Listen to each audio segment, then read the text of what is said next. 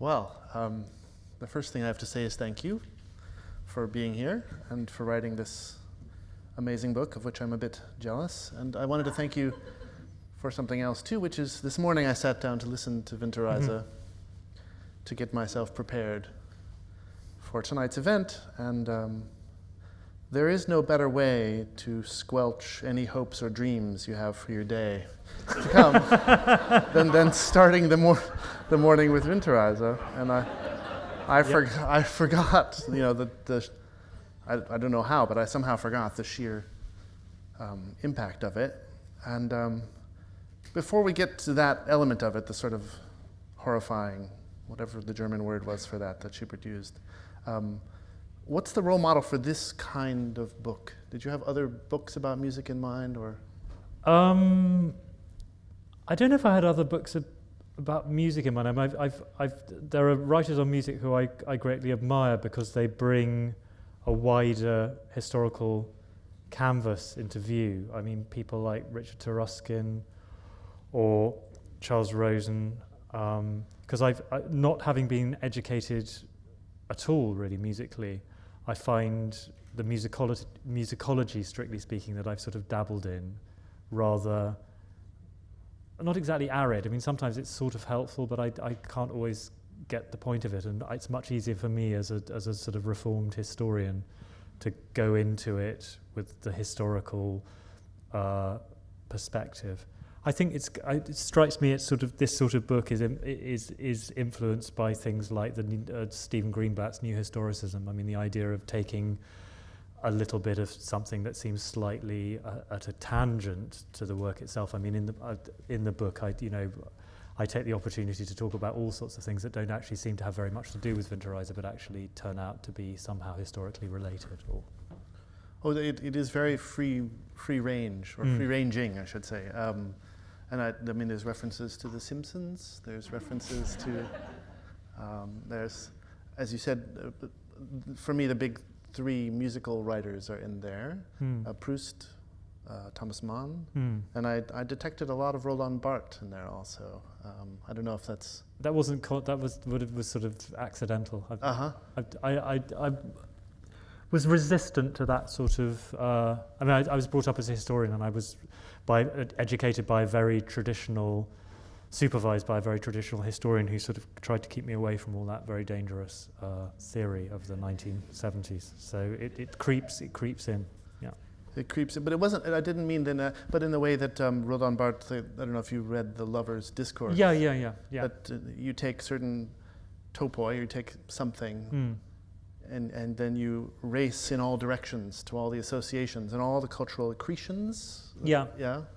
Yes. I mean, it worried me sometimes in writing it because I sometimes felt, was this just a self-indulgent sort of thinking of everything I could think that possibly, was suggested by the piece. But as I wrote it, it seemed to all come together in a way. I don't know. I mean, there's a song, the second to last song is Die Nebensonnen, I always forget. Die Nebensonnen, yeah. Thank you. No, I feel very strongly that I've just had a letter from a Germanist, Cambridge-educated Germanist who's corrected some of my German. So very good. Yeah, well, that's you'll have ample opportunity to do that. But this song refers to three sons, and it begins with this wonderful letter to an astronomical society, as I recall. Yeah. I mean, it's a letter to the Royal Society about the phenomenon of the what in America are called sundogs, or parhelia is the posh word for them. And this phenomenon of atmospheric phenomenon of the sun's light being refracted by ice crystals, and you see a sun on either side of the sun. And Wilhelm Müller, the poet of Winterreise, uses this as in a way, a rather obvious symbol for the eyes of his beloved, which have disappeared, leaving him only with the sun, and so he doesn't really want to carry on. In a way, it's created a lot of commentary in the literature as if it's mysterious. It's not really that mysterious, but what I think is significant about it is the interest in that period in atmospheric phenomena. Will-o'-the-wisps appear in this, various other atmospheric phenomena, and they were seen as being on the cusp of rationality. People still hadn't quite worked out how to explain them. So the Romantic poets use them a lot as a symbol of, the irrationality at work in nature, and that seems to be an interesting thing in that period. You connect very clearly the parhelia, which is the sun reflected through ice. Yeah. And then the ice flowers in the window in Frühlingstraum, and then all the other ice imagery. Yes. And there's also, global warming comes into it as well. You catch which is wonderful, because at least the sense of threat and imminent demise that's in Winterreise or already existing demise is something obviously very modern as well, and you're very attuned to constantly connecting those things. I think one of the things about the piece in general, which I set out right at the beginning, is that it's very open-ended. There's no real, any narrative structure that there is pretty etiolated, even in the original version that Müller, the poet, wrote. Schubert discovered the poems in rather a higgledy-piggledy way. He discovered one lot and then another lot and set them out of order. And so really all narrative is broken up. And so we can project all sorts of things onto it. We can project our own feelings, our own concerns, and our own obsessions onto the piece. And I think that's one of the reasons it has such a strong impact on people. Sure. It has an when you perform it, it does have a very, it's one of those, it sounds awful, it's a sort of fail-safe piece that it always, the audience are always blown away by it, I think.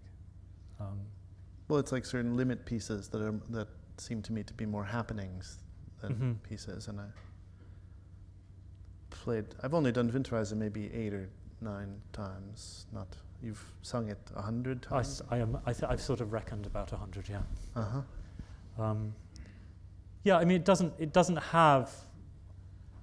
Schubert. The Schubert of the early to mid 20th century was the sort of cozy Schubert of films like and things like Lilac Time and Blossom Time and. Tubby Tunesmith with his friends sitting at the piano, sort of, but a little bit tragic. And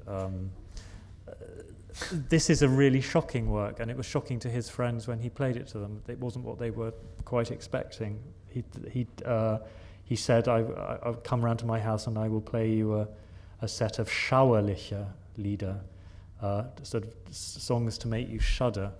And they listen to them, and the person who records this anecdote, Josef von Spaun, says, well, and none of us we didn't really like them, and Schubert, who is the sort of slightly disreputable member of the group, who everyone's always complaining about because he's always flirting with girls and is supposed to be the one who took Schubert to the brothel where he contracted syphilis, so that's not clear. Anyway, Schubert says, I liked Lindenbaum, which is of course the only obvious one that had an afterlife as a folk song in the German tradition, so much so that people don't even know it's by Schubert. So it does have this very, you say, happening.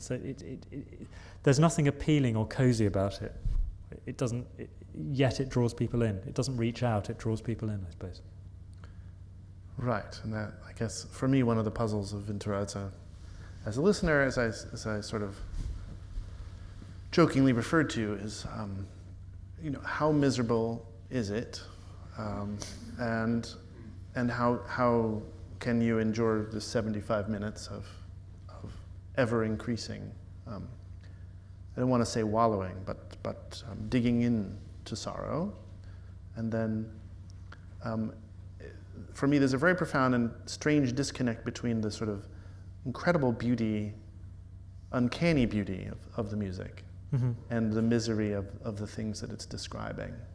And you sort of hinted that in many cases in the book, and especially you talk about the death obsession of German Romantic literature, and if you want to talk about that a bit. But I don't know how you feel about that.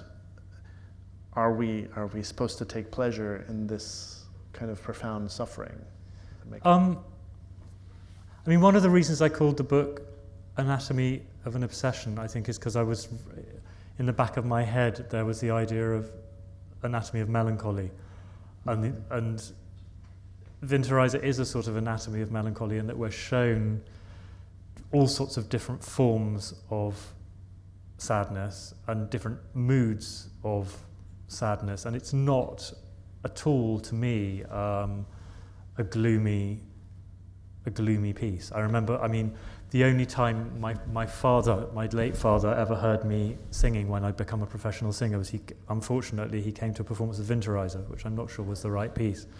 So he wasn't a great aficionado. I mean, he liked the sort of great war horses of classical music, which he listened to on LP, but he wasn't a concert goer, and it was probably a big ask to get him to come to Winterreise. But after 5 songs, he turned to my best friend who was sitting next to him and said to her, "Are there more of these?" And quite a few, as it turns out. But for me, it's a spiky piece. I mean, when I got to know the piece first was at school, listening on LP, and there was a great debate between the 2 famous recordings, Hans Hotter, sort of great Wagnerian bass, and the great leader singer of all time, Dietrich Fischer-Dieskau, and I loved Fischer-Dieskau. And what I didn't like about Hotter was this sense that it was all very slow and gloomy and covered, the voice covered, and it seems to me that there are all sorts of moods in Winterreise. There's anger, there's a sort of mordant wit, gallows humour, a lot of contrast, and it works through contrast and juxtaposition. And it questions itself, and it in the way that I suppose often when one is feeling sad or not for any particularly good reason. I mean, there's a reason at the beginning. We don't know quite what it is, because he says at the beginning in the very first song, he says he leaves this house in the poem Gute Nacht, in the Good Night in the song. He leaves the house. We don't really know why he's been in the house. Why has he been staying in this house with this family? Why does he leave the house? The girls spoke of love, the mother spoke of marriage. Now, we're not given anything much more than that. Is he leaving because he can't cope with the feelings? Or has he been thrown out? Or you could even say, the girl talked of love, the mother talked of marriage. The mother wanted to marry me, and it could actually be. I mean, that's obviously not the case, but the text is open in that sense. Sorry, I've lost my thread. Where was I? It's got these. There isn't really. He suspects his own grief, I suppose. He analyses it, he worries about it, and it becomes, by the end of the piece, a sort of, and this is a sort of pompous grand word, but it becomes a sort of existential grief. Why am I here? And so we start being, God starts coming into it by the end, especially in the song where he says, if there's no God on earth, then we are ourselves gods, and that's very much a sort of existential statement, isn't it? It's we should be our own, in control of our own destinies. So it covers a whole gamut of feelings and philosophical positions, I suppose. Absolutely. I mean, I do have a hard time not seeing it as a gloomy work in the whole. It's not a happy work. It's not happy. But I don't know about what's the end? I mean, the end is a question mark, isn't it? He confronts this. He's tried to get close to death a few times. I mean, in the 5th song, Der Lindenbaum, the lime tree in the town where he used to hang out with the girl is always whispering to him to come back. And that's presented very famously in Thomas Mann's novel, The Magic Mountain, as being the sort of German death obsession. But it could equally just be the pointlessness of dwelling in the remembered past. And it doesn't have to be death there, I think. But towards the end of the cycle, he definitely, he goes to try and, as it were, to lie down to find a place for himself in a cemetery, and is refused entrance. There's a song, Der Kreise Kopf, the old man's head, where his head is covered with frost, and he suddenly thinks, oh well, maybe I've got closer to death through that. I'm old now, and it melts, and he's disappointed. So we do have this attempt to approach death. That's right. That's one of the between The Crow and that one. Yeah, that's where I begin to get a bit down. But at the end, what do we? He confronts this old man playing a hurdy-gurdy at the end, and what's on offer there, I suppose, is the question. Because it's often said, this is one idea is this is a confrontation with death, because there's some idea that the figure of the hurdy-gurdy player comes out of a medieval tradition of the dance of death, and that turns out not really to be true. All sorts of instrument players are in dances of death, and not particularly hurdy-gurdy players. But I see your point. It's not a romp. Well, we agreed it's not a romp, and the question of like this sort of realm of artwork, and what I would connect it to, and you do also, is Beckett and. What Schubert says is, he famously says, in his account of his dream, I tried to sing songs. Whenever I sang songs about happiness, they turned into songs about pain, and whenever I sang songs about pain, they turned into happiness. And it is this this interface between the two, and this idea that somehow you have to confront unhappiness and live with it, and sort of rotate it in your brain in order to really live, I suppose. I guess for me the iconic example of that happening in practice, note to note, moment to moment in the piece, is Frühlingstraum. Yeah. Which is a solid candidate for my favorite song, which is like choosing your favorite unhappy memory from your life. But there's this sort of, forgive the colloquial, but it's a sort of a 1, 2, 3 punch situation, right? They imagined the dream of happiness, right? And then he wakes up. Yeah. There's a sort of a idyllic 6/8 song, right? Which you talk about as even maybe a little bit of a parody, possibly, of some sort of beautiful tune, and then this sort of sharp, faster bit where he wakes up from the dream and everything is horrible, and then this dreamlike third passage, which is back in the major key, but with these kind of astounding dissonances within it. And that is for me, if there's like a passage that sums up why Winterreise is so incredible, it's this brief moment. It's like.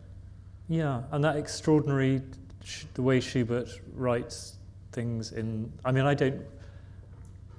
don't really notice the modes or the keys and stuff, whether they're major or minor, because in Schubert so often the major is so devastatingly sort of sad, and I suppose I'm, in my primitive way, I'm not really even thinking that it's major. I'm thinking, well, it's minor, but it's not. It's major. It's an extraordinary thing that Schubert does to do that, I think. In the case of Beckett, which I'm sorry to plug away at that, but you bring him up in the book, and I think it's a very interesting parallel. There's a sort of deliberate wallowing in misery, like deliberately, and then at least one of my favorite passages from Beckett is this sort of sex scene that happens early in the trilogy of novels, where he's had this bicycle accident and then he's taken into a home, and the woman, and he ends up. Anyway, it's as if you were reading D.H. Lawrence and you needed the antidote, right? Yeah. It's this incredible thing where he says she rubbed his rump with winter cream, and she has all these ailments that make it impossible for her to get in various positions, and so it's a love scene, and incredibly sexual, but also ridiculous and hilarious and terrible. I mean, just like the levels of human misery in this one page. Yeah. What makes that kind of passage bearable for me in Beckett is that it's funny. Yeah. And it's got this Irish storytelling element. And you see a little bit more humor in Winterreise than I had before, which is good, actually. I think that that's an important element. I mean, it's not always fun. I mean, it's sort of funny. I mean, but it's also just sort of sparky and it's alive. It's not sort of defeated. Oh, it's alive. It's rage. You know, it's rage against the dying of the light. It's not sort of grey. Mm-hmm. I guess sort of one of the musical elements of Winterreise, and you can tell me. I'd love to know if you. One of the things that I find about it in various passages is the sense of circling. Mm-hmm. And I'll be super brief, but the one. Yeah. Right? Yeah. Or even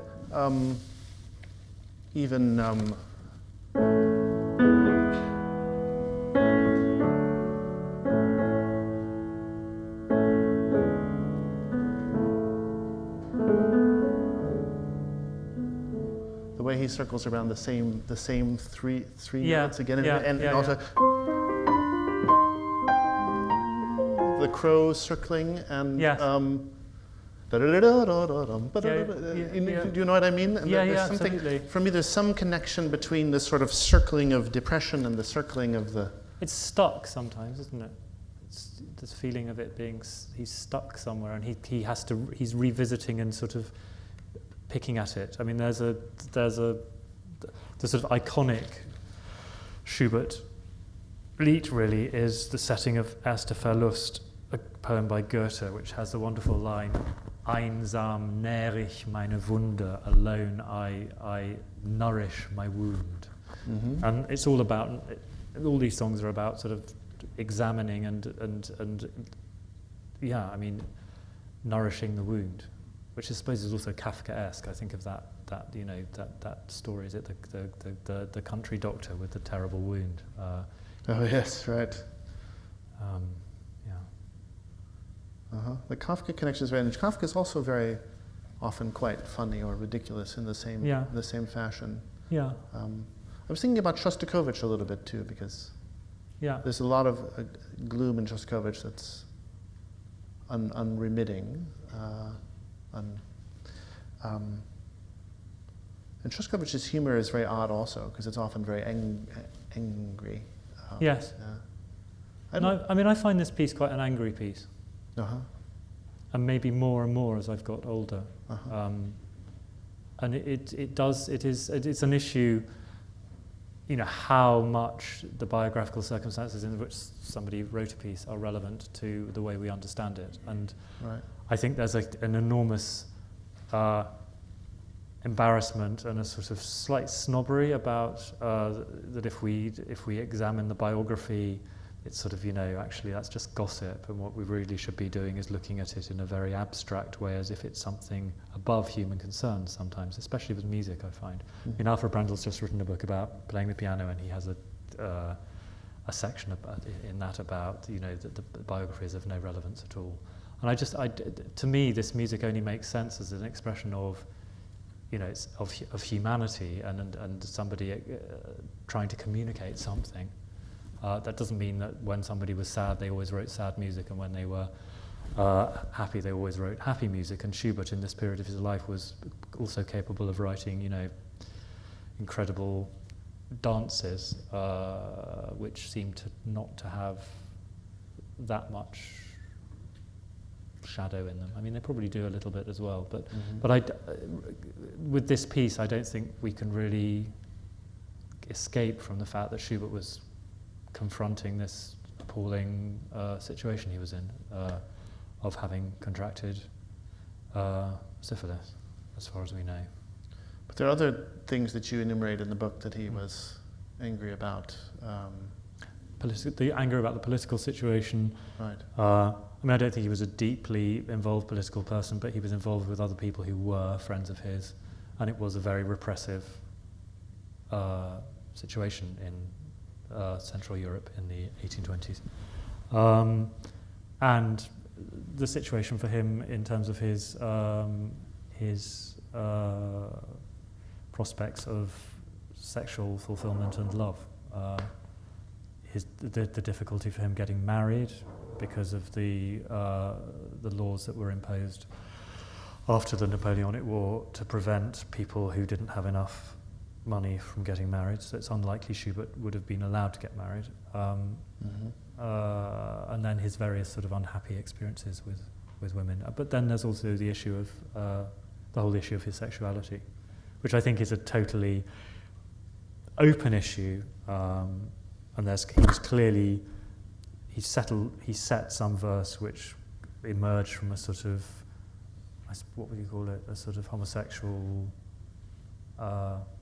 subculture. I mean, poems like Graf von Platen, that sort of thing. And there was clearly an intensity of male friendship in his circle, but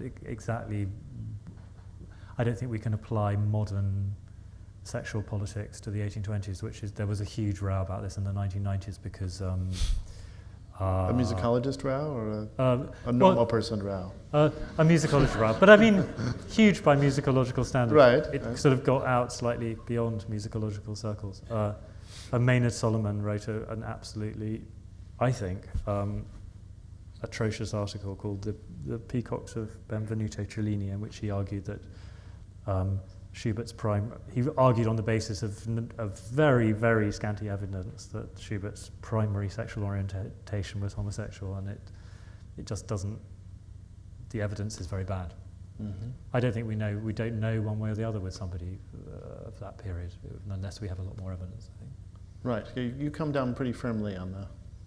Pretty firmly, except it doesn't really, I mean, I just think the evidence that's offered is historically absurd.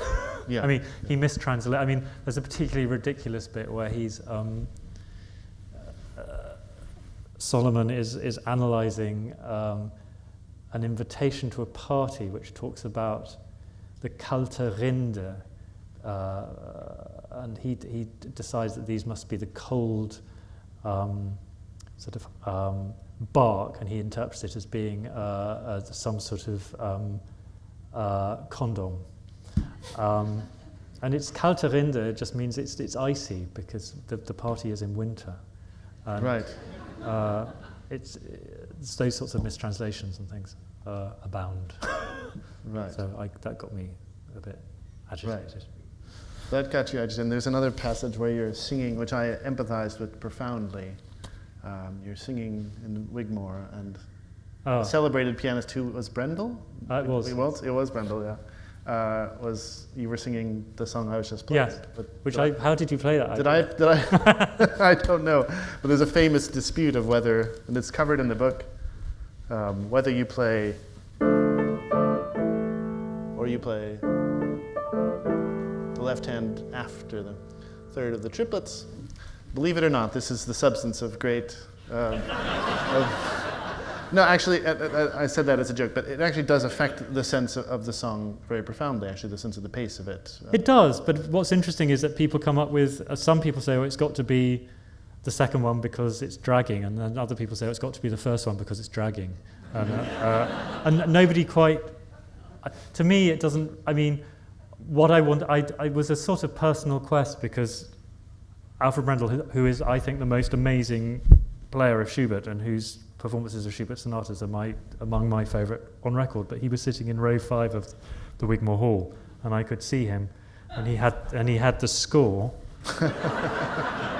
And as we got to the crucial bit, and we decided to do it the way he didn't like, he started going and turning to his companion and showing people behind. And I don't think people often don't know that singers we can see you. So it became a sort of personal quest to try and work out whether actually it is justified. And actually, if you look at it, if you go through it and look at Baroque practice and everything, the second version is perfectly. You can make out a very good case for playing it that way. But I think it's great the other way too. And I mean... There's a nice Charles Rosen moment in there where somebody says there's no example of Schubert having written... Yeah. And then you say, but we found 3,824 examples. Well, someone else did. Someone else did, yes. Yeah. Can you imagine combing through all of Schubert's I know. works? I know that's Counting them up, yeah. But I think that's another big issue about how we perform music. I mean, we have, and I think I get the impression it's changing enormously in the academic world, having just spent some time in the academic world with people who are writing about this. There was for a long time this very strange sort of, I suppose, Platonic idea that the work was something out there, and that the performance was not really very important, and it went together with a whole sort of useful rhetoric about the humble nature of the performer, which if you've met many performers you wouldn't necessarily subscribe to. But maybe it's a helpful thing because it contains the natural egotism of the performer and the desire of the performer and it creates a tension between the text and the expressive desire of the performer. But I think a piece of music, in the end, is a collaboration. I mean, clearly Schubert is where it's all coming from, but it lives in performance, and it's like a recipe, and sometimes we may, for our own reasons, change dynamics or elements of it because we think it works better, and if it works, it works, you know. Well, I liked reading your take on something that's very important to me, which is, you know, that such a vast number of the important things about music can't be notated in any score, that they are impossible to capture, and they have to be alluded to by the signs. Yeah. I mean, with singing, it's very important because music is written in, musical notation, what you call, whole notes and quarter notes, and what we call crotchets and minims and blah blah blah blah. And but when you sing words, every single metrical quantity is different, and you set up. Depending on how you interpret the poem, you set up a sort of rhythmic jostling between how the music would be played if you played it very straight and what the words do in terms of pulling the music around. And I think also something that's underestimated in the reception of the singing of these songs is the sound of the words. Beyond the pitched noises that we make, there are the unpitched noises that we make, and they're incredibly important to the way people perceive and receive the music. I'm sure when you play the piano, actually, that's what phrasing's about. Every note quantity is really different because you're actually playing a sort of language. Well, we try. Of course, when I play with singers, I'm always amazed by. The rhythmic freedoms that can happen. But I mean, if you were playing Chopin or something, you would. Of course. But then that's maybe one of the things that's different about 20th century music is that a lot of later 20th century music has become very, very controlling about that sort of thing. That's a whole other conversation, which is the increasing anal retentive control freakishness of. Yeah. Because if you look at a score of Bach, there's almost nothing. Yeah. Just the pitches and the rhythms, right? And then by the time you get to Debussy, you're way in. The slurs and the dots and the wedges and the long French expressive markings and the pedal markings, and you've entered a new world, and so it's a complicated question. And I mean, we know with Schubert that Schubert wrote different. He would sometimes write out a frame for a song, and he'd slightly misremember it from from the published version. Right. Or he would allow, singers would decorate the songs.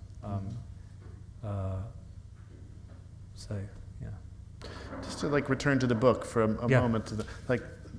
I was trying to think of other books like it, and I had, as I said, I was very jealous. There's a bowling something going on. Because it's just the sort of, it's like you subject, you go song by song, and then you translate it yourself, all the poems, and then after the poems comes, and often these free-ranging essays, as we said, and then it's like an incredibly annotated look at a single piece. It's a big piece, but and I was thinking of those. It's so different from like Charles Rosen's companion to the Beethoven sonatas, but I was thinking a little bit of like Tovey's beautiful books on chamber music and Bach. And Right. Is that something you grew up with at all? No, not Not at all. No, not I'm at just all, imagining it. Right. Oh, that's too bad. As I'm so musically, I'm uneducated that none of that stuff. I mean, I've probably read the Tovey article on. Isn't there a famous article on uncanny? I probably read that years and years and years ago. But yeah, I mean, this came in a way much more out of. I mean, one of the things I did. Well, before I was a singer, I was an academic, and one of the things I did was I studied the history and philosophy of science in a famous department in Cambridge, and there was a lot of this sort of thing of bringing strange and unlikely things to bear. I mean, particularly actually, if I think about it, I was supervised by a brilliant historian of science called Simon Schaffer, who wrote with Steve Shapin, an American historian of science, a brilliant book called Leviathan and the Air Pump. Right. Which is an amazing, and on the front cover, it has a mocked up picture of the famous cover of Thomas Hobbes's Leviathan, the great work of mid-17th century political theory, which is that sort of sovereign figure made out of lots of little people, and he's holding an air pump. And the idea of bringing together, which they do very successfully in this book, the experiments of Robert Boyle with the air pump, and Hobbes's notions about the vacuum and his political theory. It's a sort of bringing together unlikely intellectual areas and seeing how they play off each other. So that was a huge influence, I think, thinking about it. Mm-hmm. Yeah. Let me ask a somewhat prosaic question. And I'll say I have maybe 3 favorite songs in Winterreise. And one of them is Im Dorfe, which you talk about. And the other one, Nebensonnen. Do you have a particular songs that speak to you the most, or that seem to you like the core of the piece? I find in the second half, when we get to the one after, what happens with the piece is you reach this real low in Song 12, which is halfway through, and that was Schubert's original cycle, because he found the original 12 poems of Wilhelm Miller's original Die Winterreise, sent them all to music, and then a little bit later discovered, oh God, he's actually created this bigger cycle. Oh, what am I going to do? Am I going to unpick the whole thing and reinsert all the songs? And he thought, no, I'll just compose them as they come along, which breaks up the narrative, if you see what I mean. So after the low at the end of 12, we have Die Post and a sudden and a sudden lift in energy, which is a brilliant, dramaturgical device. And then, for me, the song that comes after that, Der Greise Kopf, is the most just extraordinary. Can you play the beginning of it? Because it's Greise Kopf? Yeah. If I can remember. It's just such an amazing. It's here somewhere. It's 14.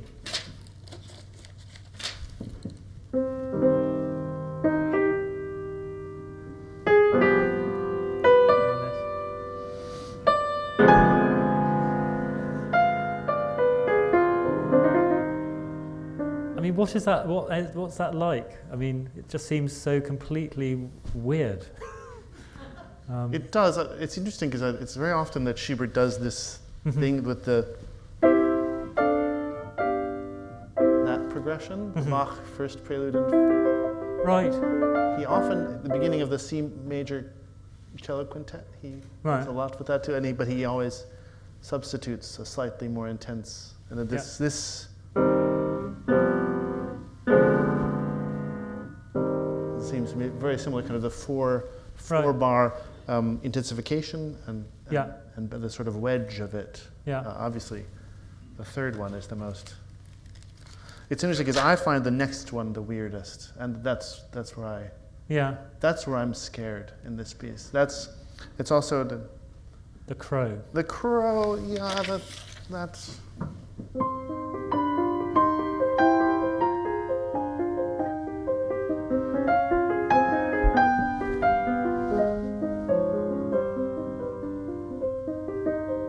And the way that I follow your... Yes. When you sing along and my left hand is sort of tracking you like the bird itself. And it's got amazing... I mean, I've only just discovered this way of singing it, partly because it's some of it's very low, especially at this, when you've been singing for 40, 45 minutes, the bottom of your voice tends to sort of not be quite as crisp as it is at the beginning. But there are these low... actually, this is the wrong key, isn't it? But anyway, low notes. I thought I got the high. And it actually sounds like, if you sing it in the right way, it sounds like a crow cawing. And the potential for ugliness is really there in this song. And I also think if you think about this song being played on a piano of Schubert's day, how, when you played it just now, it sounded quite beautiful. That's the right. upper register. But the upper register would have been absolutely sort of scarily hideous. Wan and thin. Yeah. Yeah. Did you say you had a favorite? Oh, I haven't said that. Greisekopf, yeah. Well, I mean, the Greisekopf, I like the weird, I suppose, I think about the weirdest ones.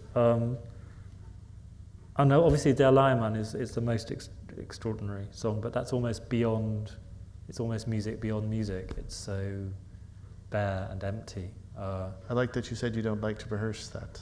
So. Yeah, no, it always seems a bit sacrilegious. Yeah. So have you gone on stage and not having done that song? Yeah. Wow.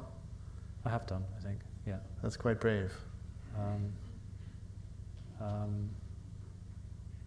But I would say those are my favourites. I'm trying to think what. I'm always relieved to get to the second song because the first song is so long and sort of. I mean, it has these amazing moments and it has the amazing change into the major, but it's got this repetitive feeling about it. Mm-hmm. And I certainly felt when I first performed it sort of 30 years ago, I used to find that song very worrying because I didn't know how I was not going to lose the audience's interest. Mm-hmm. And then you suddenly get to the second song, and you get this sound in the piano of a weather vane. I mean, somehow represented in the piano, and that's suddenly very gritty and detailed, I suppose. Mm-hmm. At the risk of oversharing, what was so wonderful for me about this Parhelion business, mm-hmm. the three sons, is I have a long-standing obsession with threeness, and in late Beethoven especially, because mm-hmm. the famous three, the variations. Famous ones, the end of Opus 109, and this one, 1, 3, and 1, and each of the three divided into three, mm-hmm. and also the Archduke.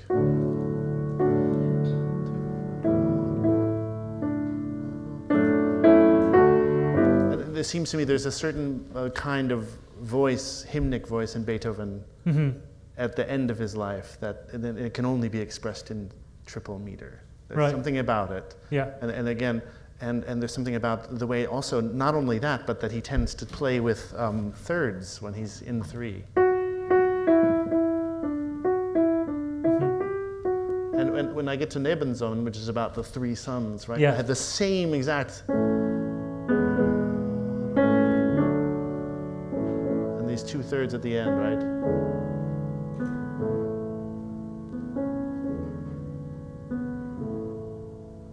For that reason, that song has something that has such a like this, the soul of Beethoven suddenly tunnels its way into this piece. Yes, Does it make any sense to you? It does now that you've. I mean, that hymnic thing. I think definitely that there are those two songs that have that incredible hymn-like sonority, the Nebensonnen and the Wirtshaus. I think. That's right. This religious. I mean, that's where it gets. mean, there's a sort of angry moment in Nebensonnen in the middle section, but it's almost beyond commonplace sadness by the time you get to that song, I feel. You're lifted into some other place. And I suppose it's cathartic in some way. For me, it definitely Yeah. is. And the last song is almost, sometimes feels to me like a negation of that. Yeah. In a weird... Yeah, there's a sort of there's an element of reconciliation in the penultimate song, which, yes, is then taken, the rug is pulled from under your feet. And that comfort, and it's also in 3, the Leiermann, right? Yeah. But in a very different, now emptied of the hymnic and the comforting. Yeah. Anyway, that was, forgive me for indulging my obsession. But maybe it's time to open it up for questions. More numerologists. No. Okay, I'm supposed to pick on people. Maybe we could bring up the lights a little bit so I can see the assembled throng. Oh, wonderful. So that Conrad right in front. Okay. Hi. When you're performing, do you have a sense of what the protagonist's life is going to be like after the last song? No. I don't think I do. I don't think I think beyond the last song. And I deliver the songs and I'm not really thinking about, it's not like I'm building a character and thinking about, in a sort of Stanislavski sort of way, what would he do next, or it's not quite like that, I don't think, for me anyway. Please.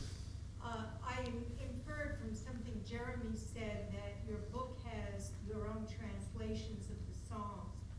Are those translations by you what you regard as the best English translation?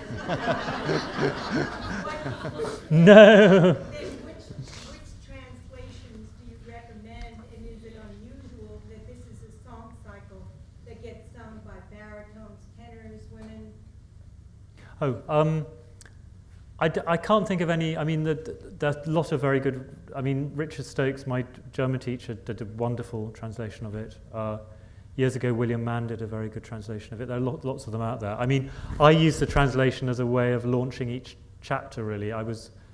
The structure of one essay on each song, and I'd be away on tour in a hotel or somewhere, and I would start my sort of creative juices flowing by translating and engaging with the text. So that they're very coarse translations, quite rough and ready, and I've since I published the book, noticed at least one mistake. And is it unusual in the... I think all these great song cycles are performed by different voices. What's very striking and annoying for me as a tenor with Winterreise is that people are always saying, well, of course it's a baritone cycle. And it isn't at all. It's written in keys which are sometimes a little bit uncomfortable for a tenor, but they're not achievable at all, really, by a baritone. A baritone would never sing the whole of Winterreise in the original keys, whereas a tenor very often does. So please remember, Winterreise is a tenor cycle. Not that I mind, given that my favourite singer of Winterreise is Fischer Disco. I don't mind. I mean, all these, like Dichterliebe is a tenor cycle, and it's sung wonderfully by baritones. And I think the gender thing is great as well. It's great to hear women singing this piece. For some reason, I don't find it so great, the idea of a man singing Frauenliebe und Leben. That's probably because I'm very backward. Please. Speaking up on something that he asked, and I'd be interested in both of your answers to this, actually. You often hear people talking about all the song cycles, but especially Winterreise as like a mini opera or a mini drama, which never feels quite right to me. And I'm wondering, are you playing a character that has a story, or are you thinking of all the different possibilities while you're performing?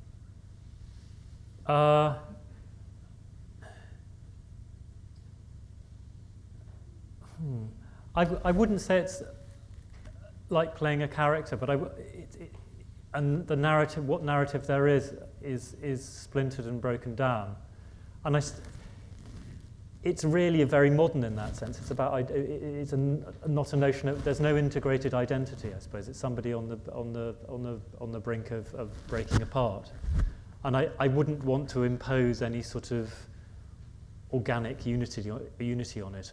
But I think it's the same it's the same playing an operatic role as well. Really, you're taking elements and presenting them to people in the same way that people in life act different roles and behave in different ways at different times. And sorry, I'm not making much sense, but I do think it's a very dramatic piece, certainly. It's full of dramatic juxtaposition, changes of light and changes of space, and changes of attitude, which are thrilling in performance, I think. Jeremy, what would you like? Well, I don't have that. I mean, I don't have that experience, but I know in trying to keep up with singers playing this, often the piano plays a role of more either nature or sort of a fateful commentary, or some. Often the music written for the piano is a little bit external to the singers. At times it feels that way, and it has to interface with it and not be always exactly like the singer or participant. But can Ian explain, given his answer to the last question, why he did a DVD of this song and what he hoped to accomplish?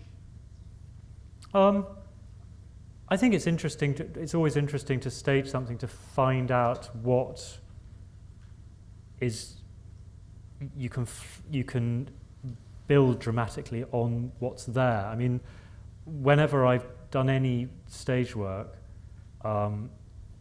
you find a sort of dramatic logic in a piece which you can then examine by putting it out there, I think. So that's why I understand the piece much better from having staged it.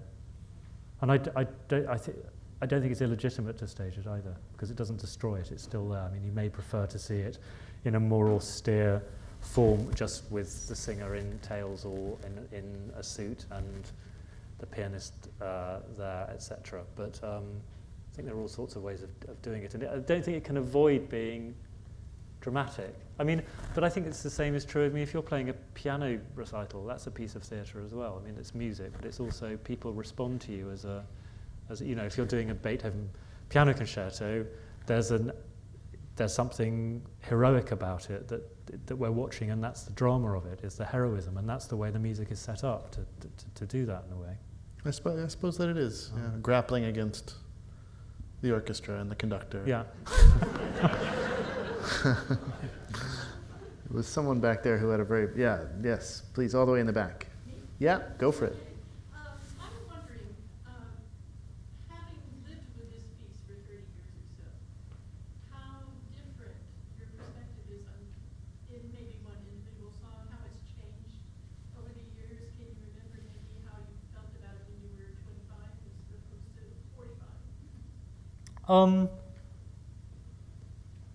I can remember. I suppose I feel as I've got older with the whole piece, I've found it odder and less and more expressionistic, requiring more. I mean, I was talking about ugly singing. I mean, requiring a greater palette of colour.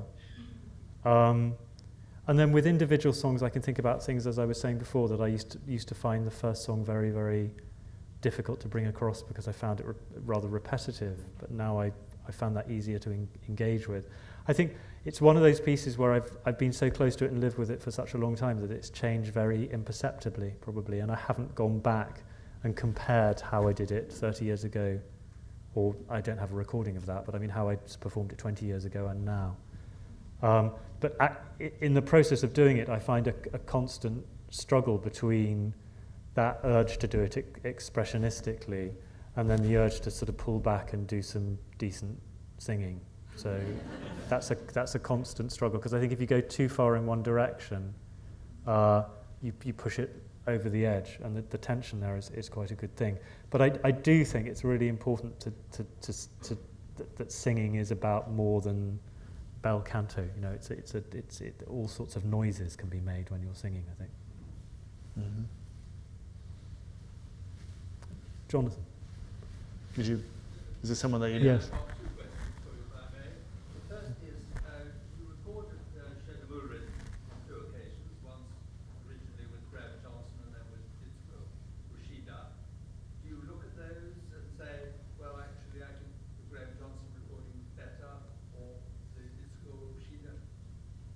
I don't listen to them, so I mean, if only accidentally. So I'm sure they're very different. From my, I mean, I'm sure the piano playing is very different, but I'm also sure that my approach to the piece, certainly there, is very, very different, because I think when I first did, I mean, there's this distinction Schiller makes between the naive and the sentimental in art, and I think the first time I did Schoenemüllerin, I probably did it in a naive way, and the second time I probably did it in a more sentimental way, in the sense of a more self-conscious way, and that's something one can find in Schoenemüllerin. I mean, you couldn't avoid. Winterreise can't be anything but a sentimental piece, but Schoenemüllerin has the ability really to be both, I think. The second question, thank you for that. The second question is, would it be conceivable to sing Winterreise in any language other than German? I think if. Sorry, did you say, for example, French? Yes. Probably. I mean, my only if you work very, I have one experience of working very closely with a translator, and a wonderful poet, Seamus Heaney, and a wonderful man on Janacek's Diary of One Who Vanished, and I suppose the advantage there was that I didn't speak Czech, but I did find it that because we worked on it so closely, and because he was such a wonderful wordsmith, it was really worth doing. And I often wondered, before he died, about. In fact, I think I even did ask him, but he didn't have time to think of doing Winterreise. And I think if you worked on it a lot, it would be something probably worth doing. Thank you. I don't believe one or more questions. One, great. Or you? Okay, go ahead. I'm wondering what it's like for you to listen to someone else's performance. Is it too personal to listen to other people, or can you let go and listen? I think I can let go and listen, yeah. Yeah. It's not like, I think it depends on, I think it's a piece that allows that for me somehow. I don't know why. I think probably because I got to know it so much before I sang it with somebody else singing it. I mean, I listened to Fischer-Dieskau, for example, singing it such a lot, and that's so different from the way I do it, that I see it as an open thing. I don't bridle. One more, and then we're over there. Yes, Jeremy, how do we really know that Ian Bostridge knows how to sing, and can you prevail upon him that he really knows these pieces? Can I prevail upon? I knew that was going to happen. It's really, we're here as civilians tonight for the most part, right? Yeah. I just got off a plane. He just got off a plane, and we're here to opine. One last one? In the 30s, there was one classic performance of Winterreise done by Gerhard Hüsch. Familiar with his rendering, and how does it stand up in your opinion? I think it's, in my memory, it's less. It's rather. It's not exactly stentorian, but it's not. It doesn't have the detail that we got used to from somebody like Fischer-Dieskau, the detailed engagement with the text and colour coming out of the text. So it's not one of the ones that I've carried with me. From a similar period, I remember finding a recording by a baritone called Schmidt-Walter, and that does, even before Fischer-Dieskau came along, have that sort of delicacy of touch in painting with colour, I think. Great. Well, thank you all for coming. Thank you, Ian.